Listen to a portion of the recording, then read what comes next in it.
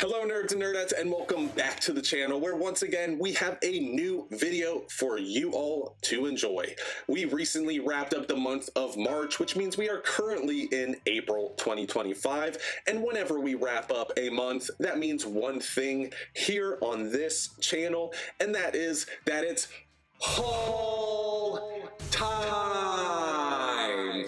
In today's video, I am going to be going over everything that I picked up in the month of March 2025.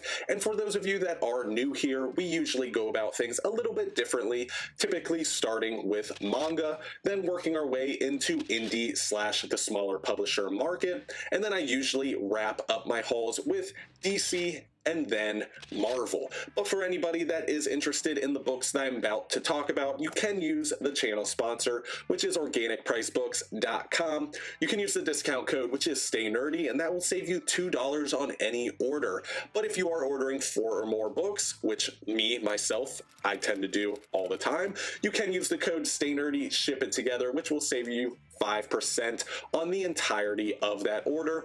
It's a great way to save some money when ordering these books that we love, but it also helps support the channel. So thank you to anyone that does decide to use those codes when ordering from OPB. So let's go ahead and jump into the haul. And since we sadly don't have any manga, we're jumping right into the indie market, starting off first with The Deviant Volume 1. This is written by James Tynion with art by Joshua Hickson. James Tynion, I am a huge fan of. I have been for a very long time now, but Joshua Hickson, that name doesn't exactly ring a bell, so this may be one of my first experiences for him as a creator. From what I've heard, this is a Christmas story that's also a horror story and has to do with a mass murderer that dresses up like a Santa Claus clown. That's all I got. I haven't read it yet, so I can't share anything with you. And I did end up picking this up during one of my more recent vacations, where I stopped into a bunch of local comic book shops and tried to show my support and at least pick up some trade paperbacks while I was there to try and support that business. So this was one of them, and so was the next one, which we can jump into now. And that is Briar Issue 1. This is written by Christopher Cantwell with art by, sorry if I mispronounced this, Herman Garcia. From what I've heard, this is a retelling, reimagination, revitalization, all of the words, for the character of Sleeping Beauty, where instead of being a hopeless, sleeping beauty, she's instead a badass warrior, where she is slaying monsters and going on her own adventure. I have experienced Christopher Cantwell, but I have not experienced Herman Garcia, so this will be yet another first when it comes to art. This is one that has kind of been on my radar for a while. I really like reimaginations of beloved characters or beloved storylines, whatever it may be, as long as it's in good taste. And this seems right up my alley. You know, a monster hunter, sleeping beauty that's just here to kick ass and take names. So I figured, why not pick up Volume 1, especially while I was visiting some of these local comic book shops. And I can't wait to finally experience and, of course, let you guys know what I think and if it's something you all should be reading if your comic book taste resembles that of mine. And next up is another book that I picked up at a LCS, and that is The Other Side by Jason Aaron and Cameron Stewart. This is a title that has been on my radar, has been in the discussion of circles that I'm a part of as a very interesting and different look when it comes to that of the Vietnam War, because essentially from the synopsis that I've been given, this is a story that it's a historical fiction. I don't think it is firsthand accounts or anything like that, but this has to do with the Vietnam War and you viewing it from the opposing sides, from America and the Vietnamese, and what this war means, the effects of the war, both positive and negative, and what is taking place on the ground level of the war that people overseas, people that are not involved intimately in the war, are not experiencing. And I think that's such an interesting story, such an interesting concept. Obviously could be way off. I have not read it yet, but the fact that this has been circling through a multitude of conversations that I've had with other people that read comics shows the longevity of this story, the longevity of the effect that it's had on readers. So that immediately adds it into my TBR pile and makes it something that I want to read and experience and see how it affects me as a reader. Next up is Helen of Windhorn. This is written by Tom King with art by, I'm sorry, I always butcher this, Bilquis Evely. I hope I didn't completely butcher that, which I'm sure I did. This is the creative team from Supergirl Woman of Tomorrow. This is a original concept and original story that is being curated from that amazing team that we experienced during that beautiful and amazing Supergirl story. Again, don't know a whole lot of what this is about. You are going to notice one thing that is specific about this haul is there's a decent amount of blind buys, which I've said before on the channel, I do like to do sometimes. I don't like to always jump into books with tons of preparation or having the experience of reading it before, because that's just not always fun for me. So sometimes I do jump into things completely blind, especially if they are critically acclaimed or acclaimed by the fans or by people that have similar comic book taste as me. So I typically and very rarely just don't choose wrong, and even when it comes to blind buys, I end up liking them 9 times out of 10. But I'm really excited to check this out. Phenomenal creative team here. Tom King needs no introduction at all at this point. And then, of course, Bilquis Evely. Bilquis Evely? That sounds more correct. Absolutely incredible art. And I also want to shout out the colorist, which is Matthias Lopes. Also a phenomenal artist. Colors add so much to Supergirl Woman of Tomorrow and this story, just flipping it through. The art is beautiful, but what pops off the page immediately during the flip through is the color. So want to give credit where credit is due. And next up, we have another blind buy, but one that I just know that I'm going to like, and that is Fish Flies by Jeff Lemire. Why do I know I'm going to like it?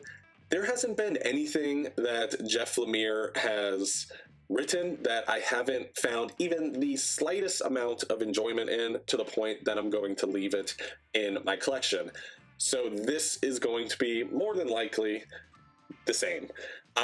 This is Jeff Lemire written and Jeff Lemire on artwork. For anybody that does not know, Jeff Lemire does do internal artwork. He does covers. He has a very abstract, watercolory, fluid art style, and oftentimes it lends very, very beautifully to the story that he's trying to tell, but it is an acquired taste, so be wary. I know, obviously with anything in the comic book world, it's all subjective. There's no such thing as perfect art or perfect writing, but I do know sometimes his art can be divisive to those that read. So just be wary when jumping into anything Jeff Lemire illustrates and writes on. He typically does, if he does art for books that he's writing. So, but this is an example of one. I don't know where I was going with that, but Fish Flies, hardcover, beautiful. Can't wait to get into it. Next up, we have the 2 Universal Monsters hardcovers that are currently out. Frankenstein is, I think, released at the point of recording this, but I don't have it in hand. And that is Dracula by James Tynion and Martin Simons. Martin Simons, from what I've heard, is the standout on this book, and the art is really what encapsulates people to the nth degree. I've heard nothing but good things when it comes to the art, so I'm really excited to get into that. And then we do have Creature from the Black Lagoon Lives, which is by Dan Waters and Rom V. And then you have colors by Dave Stewart. Sign me up every time. And then we have Matthew Roberts on artwork there. Really excited to get into these. Very critically acclaimed, both of these. Dracula, I feel like I've heard more so than Creature from the Black Lagoon Lives.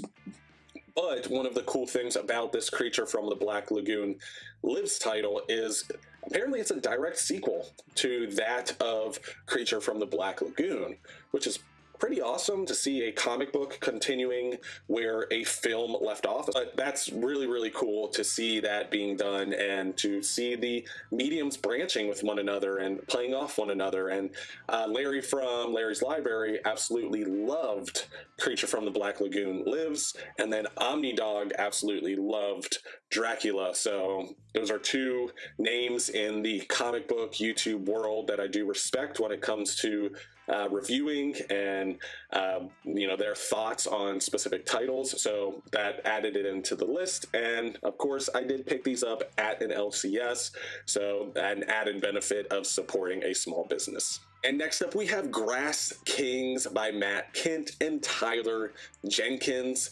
Very similar to The Other Side. This is a title that has been circulating my nerdy communities that I've been a part of for I feel like years now. I've heard nothing but good things. I've always been told to read this, and similar to a lot of titles that I want, it just kind of fell to the wayside. There was other omnis to get, other titles I wanted to pick up, other independent or indie titles that I wanted to read. But I walk into a LCS and lo and behold, there is Grass Kings Volume 1. I took it as a sign from the comic book gods and picked it up, and I'm happy to have it. Now, I do know there is 2 other volumes to complete this, so I just signed myself up for another set, but it is what it is. Flipping through this, art style on point.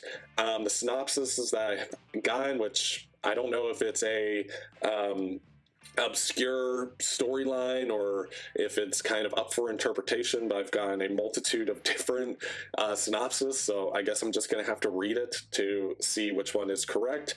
But this is a beautiful edition. This is a early Boom Studios hardcover, so it's not as great of quality as some of their more recent titles, but I still think it's put together pretty well, and I am really excited to get into it and of course share my thoughts with you guys.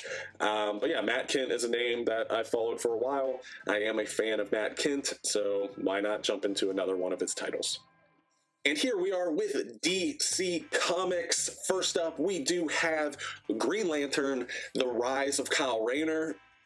Kyle Rayner Rising, that was backwards. Compendium, not compendium, compendium, because DC is a trendsetter. This is essentially the Emerald Twilight storyline, which then leads into Kyle Rayner becoming a Green Lantern and his early days as a Green Lantern. Kyle Rayner is my favorite, maybe my second favorite Green Lantern, between him and John. Saddam Yacht somewhere in there too, but I love Kyle Rayner. Always have, always will. Even though he's, I feel like, misused, especially in modern day comics. But this was the Green Lantern that I grew up with. This was the Green Lantern that when I bought a Green Lantern toy, it was Kyle Rayner. When I drew pictures of Green Lantern, it was Kyle Rayner. But more infamously, this is where the term of fridging was first coined. Also was during the Green Lantern run that has Kyle Rayner as the primary Green Lantern. You all can find out why if you don't know.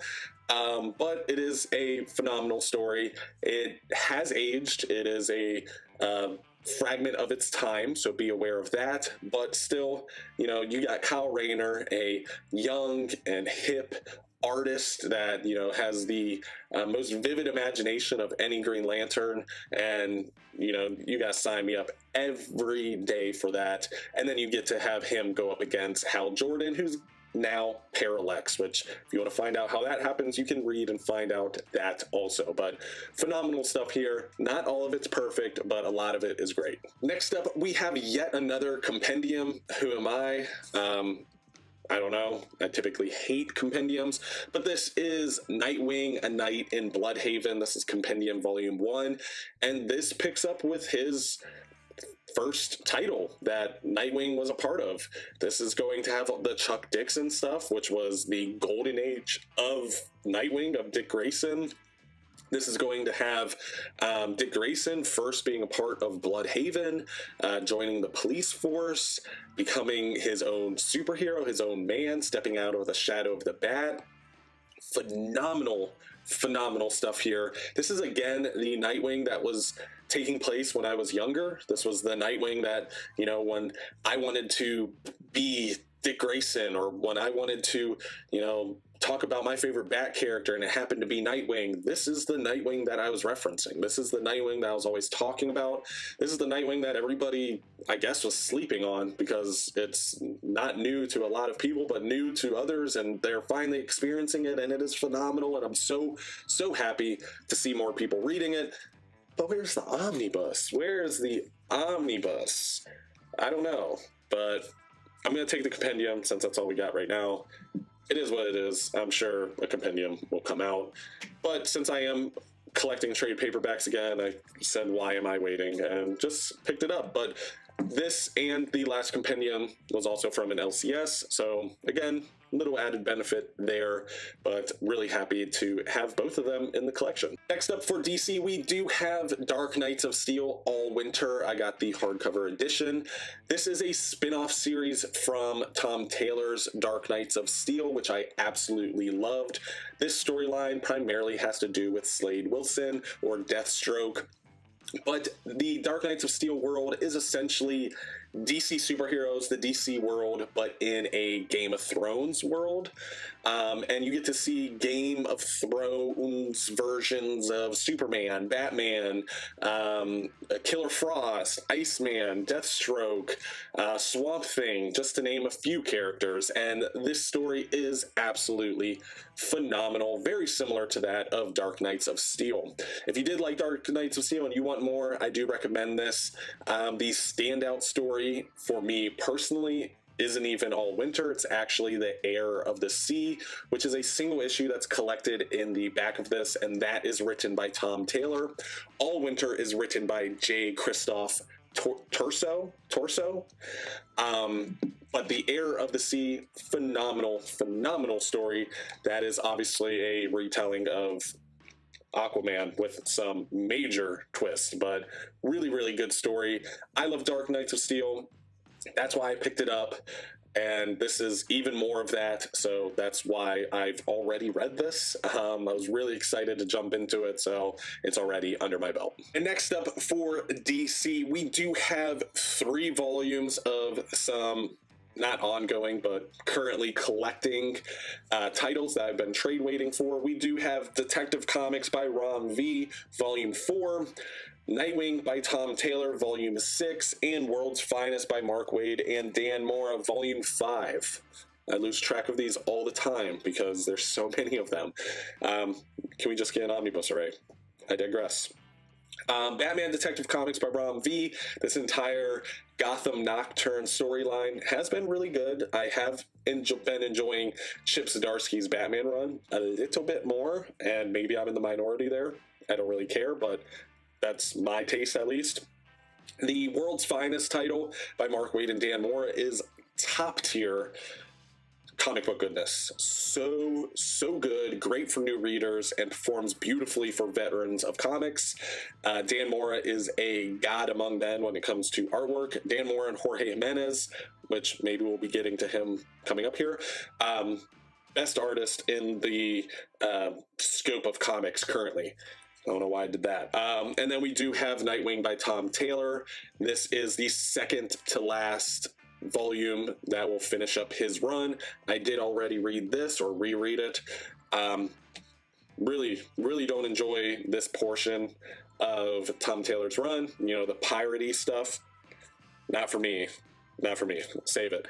But still happy to be continuing these. I am going to get that final volume of Nightwing, even though an omnibus is coming. But I'll probably, give it away or sell the volumes, or I'll do something, and it won't hurt me that bad. So need not to worry. But these are the volumes continuing some still being collected titles. And last but not least, for DC, we have, of course, a Batman Omni, because those are like the only Omnis that they put out regularly. This is the James Tynion Batman Omni. I didn't know James Tynion's run on Batman was not super well received. Apparently it isn't. I really liked this run. I think James Tynion's writing style lended beautifully to that of Batman. I really enjoyed the Fear State stuff, especially during the time it was coming out. It felt very relevant, for lack of a better way of describing that. And then on top of that, we have the character of Punchline being introduced. We have Jorge Jimenez on art throughout this. We have Dark Designs, that storyline collected in here. Joker War, minus some of the tie-ins, I believe, collected in here. And all of those little mini storylines and events have been collected in other hardcovers.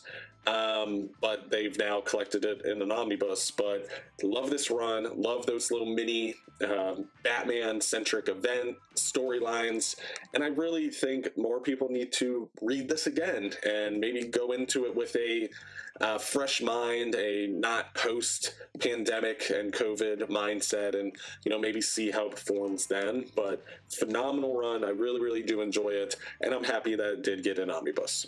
And first up for Marvel, we have a trade paperback, which is Spider-Boy by Dan Slott and Paco Medina. I don't know anything about this character either. This was another pickup because I was at an LCS, but again, I like finding out what the kids like. I like knowing what's hip, what's cool in comics right now, and from what I hear from the old TikTok box is that Spider-Boy is good. Spider-Boy is what the kids are reading. So I figured at least pick up volume 1. But man, these volumes have went up in price since I've been collecting or trade waiting and collecting volumes. But anyway, this is a new character that Dan Slott has introduced to us. I don't know who the character is. I don't know what his abilities are. I assume they're spider-based because he's called Spider-Boy. But I think he performs as a bit of a sidekick to that of Spider-Man. Now, what's the difference between Spider-Boy and Miles Morales, who I thought was kind of a sidekick or a, coming up to be Spider-Man character to Peter Parker's Spider-Man? I don't know. I do see Miles Morales is on the back, so he's obviously going to make an appearance at some point. But I'm going to read it and see if it's something that I want to continue following, or if it's something that's just been overhyped because it's a new character, which does tend to happen. But that is Spider-Boy, so we can jump to the next book. Next up, we have another trade, which is Adjectiveless X-Men. This is post-Krakoa era, from the Ashes era, if you will. This is volume 1, Homecoming, and this is the X-Men title that is written by the phenomenal Jed MacKay and illustrated by Ryan Stegman. Now, this is one that I set out to find. I knew I wanted to try out all of these X titles and see if they are worth reading, in my opinion, because the Krakoa era, while it was phenomenal when it comes to the big picture, man, was it hard to not only collect, but just follow. There were so many moving pieces, and, that's how Jonathan Hickman works, so don't get me wrong, I understand that's the nature of the beast, but I just wanted a new and fresh start to something that I was there for from jump, and this is going to be my experience of that, I guess. I'm not always the biggest X-Men fan. I typically don't like X-Men books, but I wanted to check this out, especially because we got my favorite X-Men, Scott Summers, Cyclops, one of my favorite characters, villain characters, but I guess he's a hero in here, Juggernaut, one of my favorite female characters, Psylocke, and Magic, who are two of my favorite female mutants and female characters in general. So I'm really excited to check this out and see if Jed MacKay is going to strike gold again on yet another title that he's assigned to. Next up for Marvel, we have a long-awaited omnibus by me personally, and that is Daredevil by Ann Nocenti and John Romita Jr., the omnibus. Yes, I am fully aware I am in the minority in loving this run on Daredevil, but I can't help it. I love it. I love the superhero-y aspect that Ann Nocenti injects into Daredevil. I know that it's not going to be able to hold a candle to Frank Miller, which, you know, takes place before this run, and she had to follow, which is borderline impossible already when you're in the shadow of such a giant. But I think Ann Nocenti's run is so underrated. I think there is supernatural aspects when it comes to the inclusion of Mephisto, the Inferno event that takes place. I think there is almost born-again-like aspects when it comes to Typhoid Mary, her introduction, the tearing down of Matt Murdock / Daredevil as they beat the living crap out of him with the help of Bullet and Bushwhacker, just to name a few characters there. You got Black Widow playing a role in here, the character of Nuke playing a role in here. Phenomenal, and I'm going to die on that hill because I truly love this run, and I think more people need to read it and give it a chance. Don't listen to critics, don't listen to people's reviews, watch it for some insight, watch it for entertainment, but if you really want to form an opinion on it, read it first and decide for yourself, because everyone said this was horrible and I loved it, so I'll leave it at that. But let's move on to the next book. We have Black Panther by Reginald Hudlin, the omnibus. How is this just now coming out? This is the quintessential run on Black Panther, if you ask me. This has Black Panther, some of his most awesome moments. Flags of Our Father, such an incredible storyline. Flags of Our Fathers, sorry. Such an incredible storyline. It has the X-Men featured in here a lot, especially when it comes to Aurora Storm, because she becomes the wife of Black Panther during this specific run.